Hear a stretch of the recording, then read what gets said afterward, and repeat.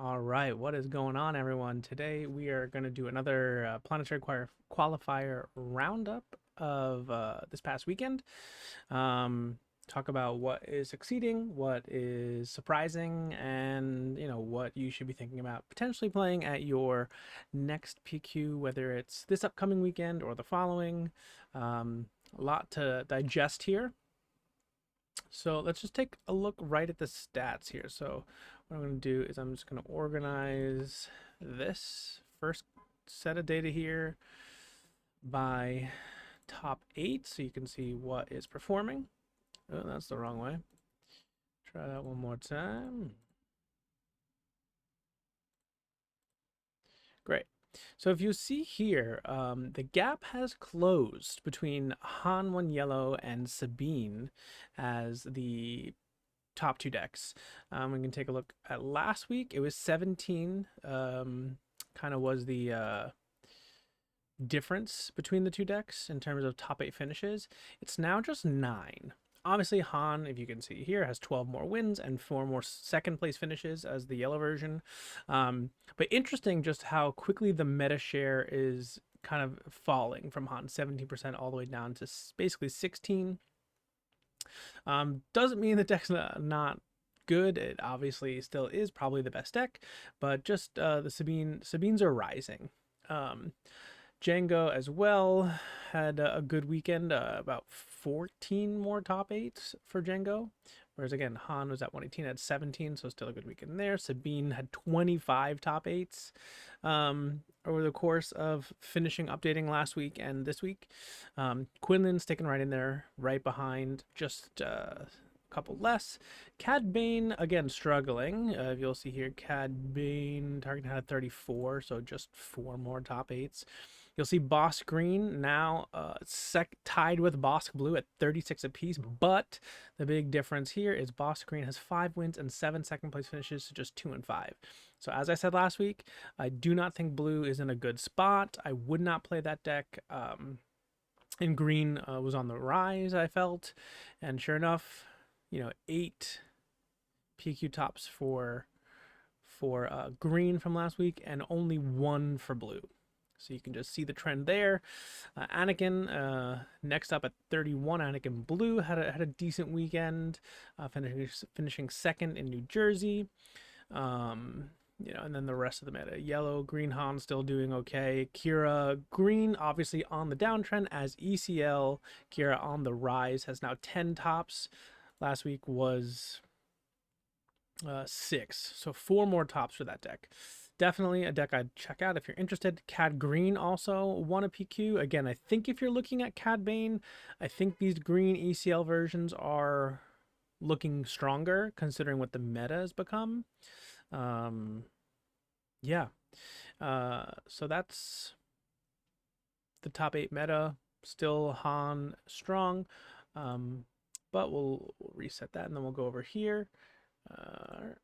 You'll see over here that the Han Solo leader still has a lion's share at 178 of the meta.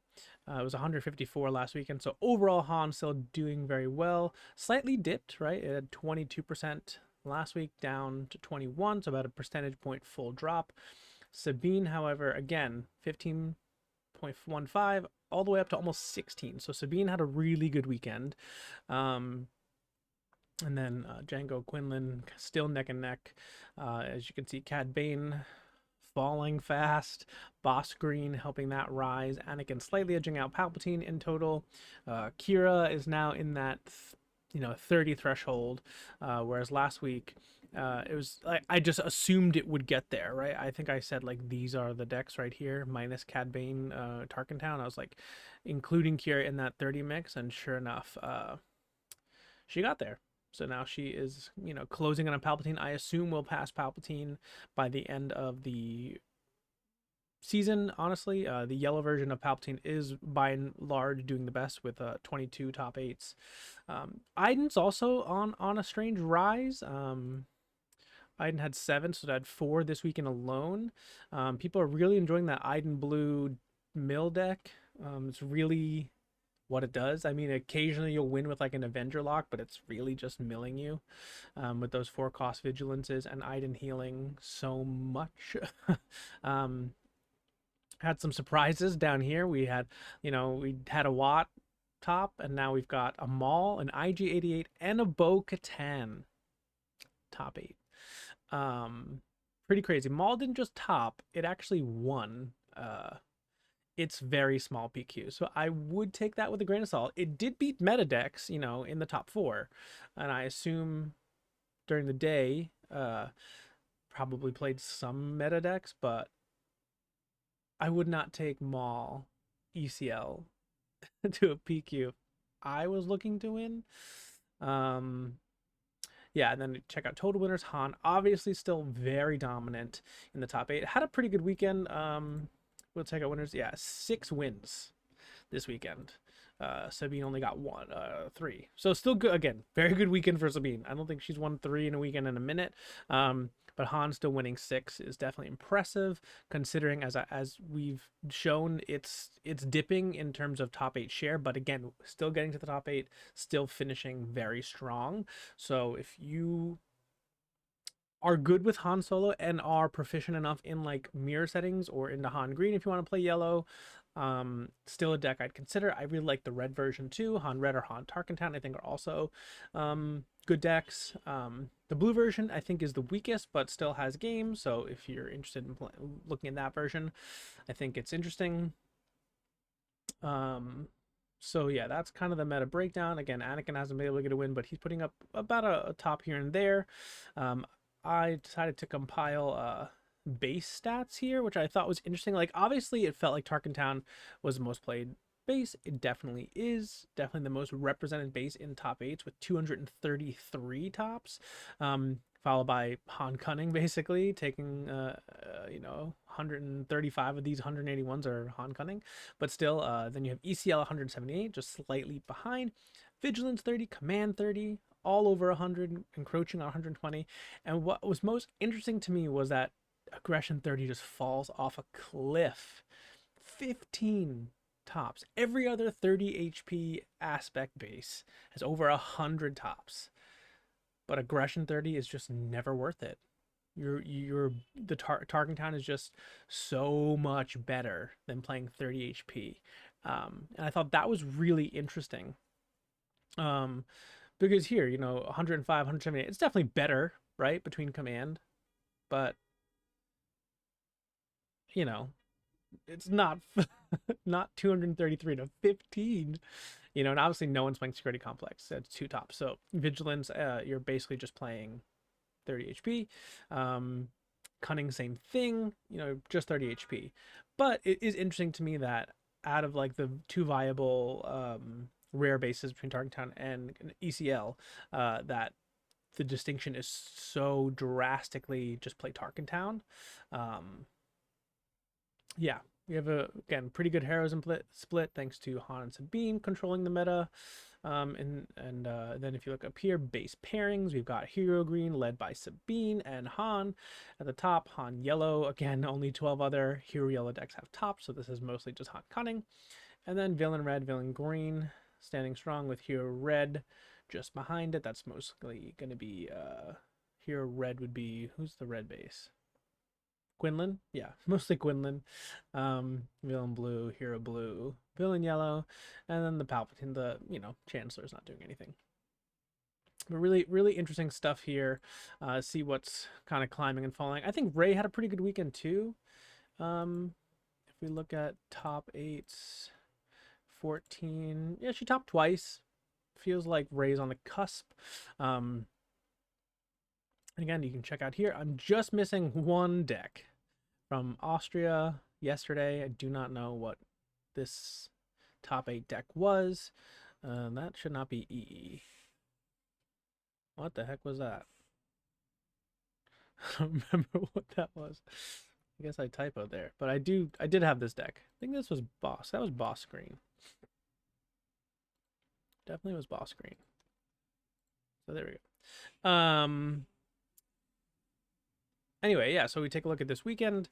We had a Cad Bane green win, a Han yellow Maul ECL at a 23 person PQ. Did beat Kira Green and either a second Kira or a Quinlan, but don't know about that. Django took one down. Sabine, again, took three down this weekend. Again, this Alaska one, very small, but still, this is a meta top four. Boss Green, Palpatine, but these are, decent matchups for her anyway. Then we have over here Han 1 red in Poland. Django target down Han 1 yellow against the Iden yellow. Interesting. Han 1 Django, Han 1 Sabine in the finals here. Han 1 green Quinlan. This was a really interesting finals as Han 1 red, Han 1 green on Austria. I watched that live.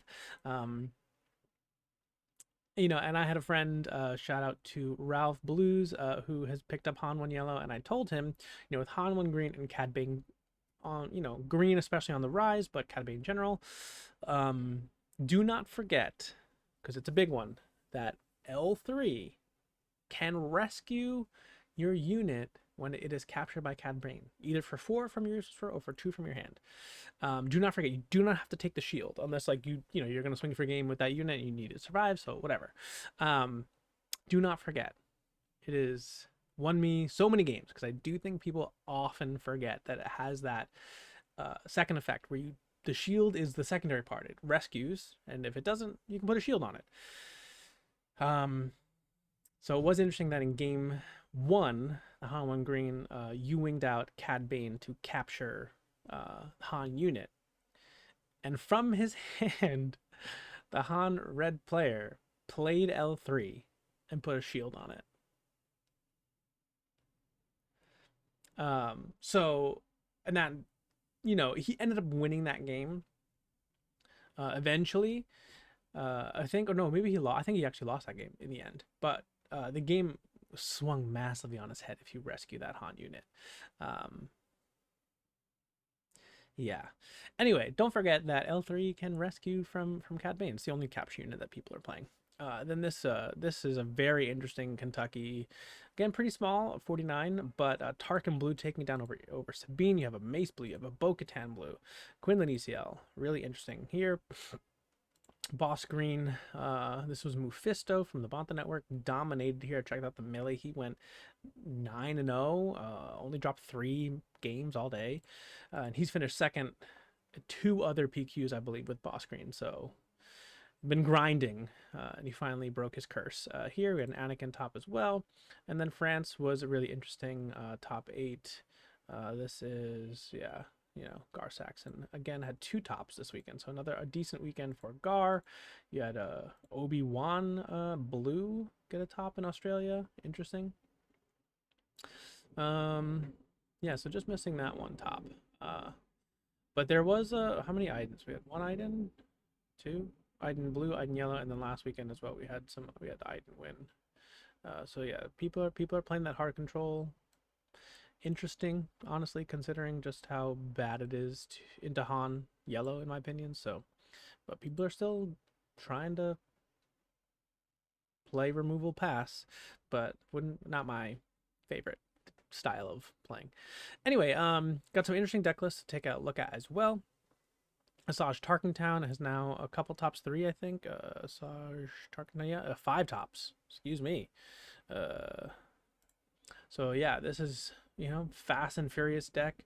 Love to see kind of new spins on hyper aggro. It seems like Asajj has kind of taken over from Kylo as the leader of choice for the really fast aggro villain decks, but this is pretty interesting. I don't think there's anything too crazy in here. The series officer on the doorstep set both 3 is kind of cool. Political pressure, interesting choice. They discard a random card from their hand, or you get 2 droids, so 2 damage basically. And it's, if you play this and they want to keep all their cards, give you 2 droids, you play a greed, and I've got 3 units on the board. Kind of scary. Also, probably pretty good with Asajj is ability. So again, I don't know how this is super common in this deck. I'm not too familiar, but interesting to see it getting play. I thought it was a good card on reveal, and no one's using it. So Next up, we've got Quinlan ECL or Tarkentown top two. I highlighted this just because I want to talk about some stuff that Quinlans are doing that I find really interesting. You're seeing more daring raids pop up in the main, as well as Soldier for the 501st becoming heavy meta. From what I can tell, seems like a decent card, helping you ping those one drops, but also like with Leia, you can play Leia and then Soldier as like a double one drop play. So that's interesting. Everything else pretty standard, but I did want to highlight we're seeing way more Daring Raid and Soldiers in Quinlan's, and the most successful versions that I can see are definitely running them. Sabine ECL, again, wanted to highlight a couple things here. I think we're seeing a lot of Ketsus and Jins make their way into the main deck as 3/2s and Daring Raid as well. I think Ketsu probably for Bosk if you're expecting it. Pretty good against the bounties. Jin definitely seeing a lot of Daring Raid as well. Interesting that people are running Daring Raid with Timelies, with General's Blade, and Darksaber. Like, this is becoming really common to see General's Blade and Darksaber in the main deck of Sabine ECLs. So it's also just interesting that if you can see, there is a pretty prominent 3 cost card missing from this top 4 version. Give you a second to realize what it is. It is for a cause I believe in. In these versions running General's Blade and Darksaber, now they're including Daring Raid and still playing some Timelies.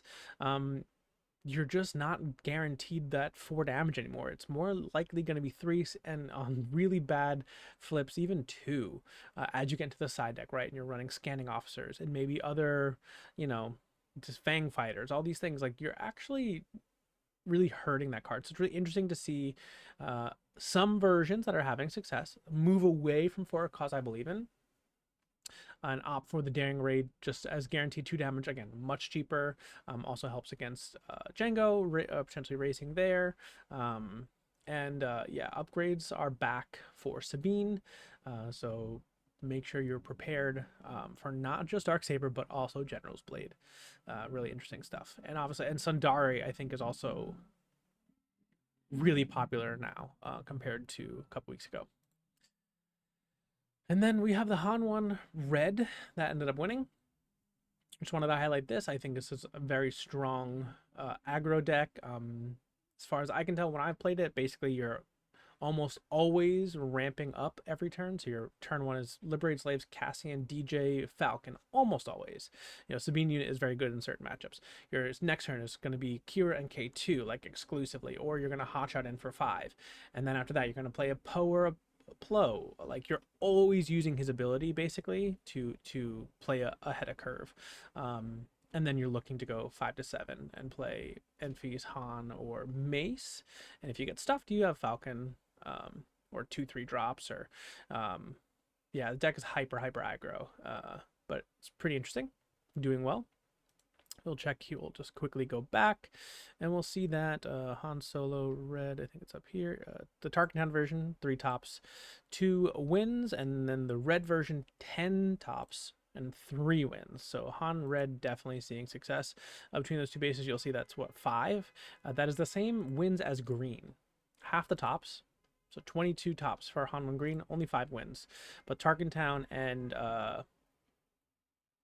whatchamacallit, just Red 30 have 13 tops between them and 5 wins as well. So don't sleep on Han Red. Definitely a interesting deck.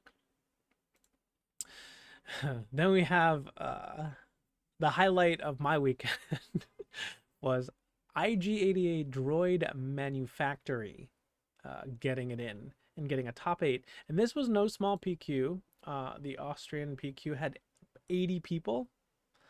So not small. You can't just say, these 11 person PQs. He got in. It was his day. He on stream, I think it was game 3, or it's definitely one of the games he won. Scanning Officer, the Han Cunning player, and I believe hit 3 smuggle cards. Sometimes it's just your day. This is a really interesting version. Obviously, less 1-drops than I'd assume between just these 5, but tag after you flip your IG. Now you've got 2/2 droids, Yeah, and it's got some top in here with Vader and Maul. Um, I don't know. I'm at a loss as to how this top aided with a 24 HP base, but and playing Tarkin unit, like there's a lot of stuff here that I can only assume it was his day. He drew really well, and maybe his opponents didn't, or and he just outplayed them, or they didn't realize how fast this deck would be because this +1 is going to add up. Ahsoka unit leader could be very good if her ability wasn't coordinate, and this is that. You just need more units, and this deck is definitely going to do that. I just am surprised at how well it did. So congratulations to this guy. Another one, Bo-Katan Blue. Yeah, a lot of interesting choices here, like this card.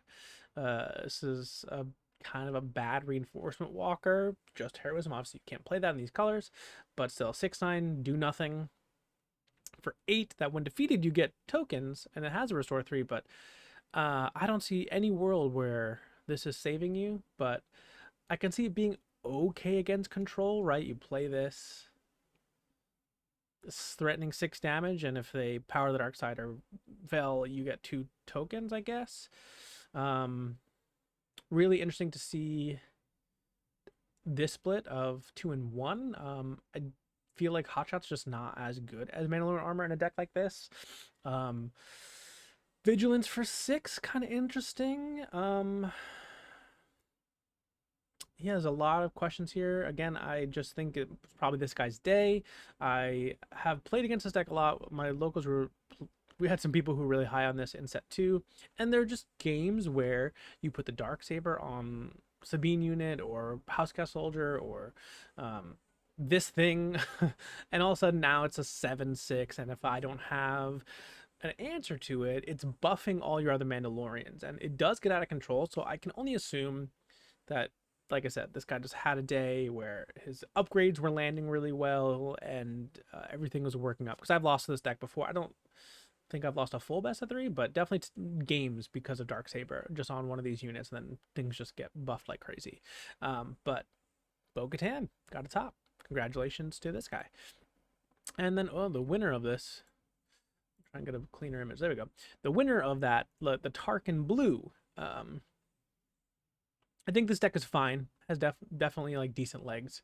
So this isn't surprising, but it's the first one, so it's interesting to see. Scanning Officer, obviously very good in this meta. Then it becomes bigger with Tarkin, so that's always cool. Classic top end here. Devastator in the main. Too relentless for a harder control. Yeah, I think this deck is really well built. So congratulations to Chris. Who won that PQ as well. That was out in Kentucky, where all these weird decks were. I wonder if the Mace list is similar to what's been being played. So yeah, I still I'm holding out hope that maybe a Yoda Yellow can get a top. It's been on here for a while. I just assumed once Yoda started topping, this would get there. It hasn't yet. Same with Kylo, just plain yellow. Kylo, I think Petronaki has topped. Was the only deck to top with Petronaki? Yeah, but not just 30 HP yellow.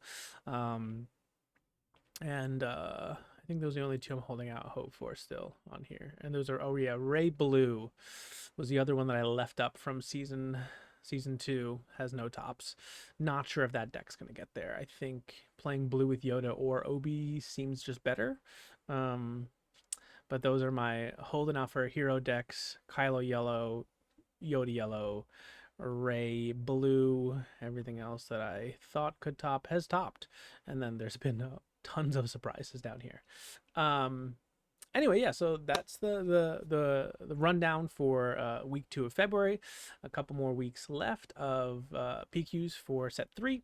I'm really interested to see kind of how this shakes out. If Han can hold on, Han Yellow specifically can hold on to this top 8 spot. Sabine's closing fast on most top 8s. I don't foresee him being caught in wins at this point, especially as just a leader.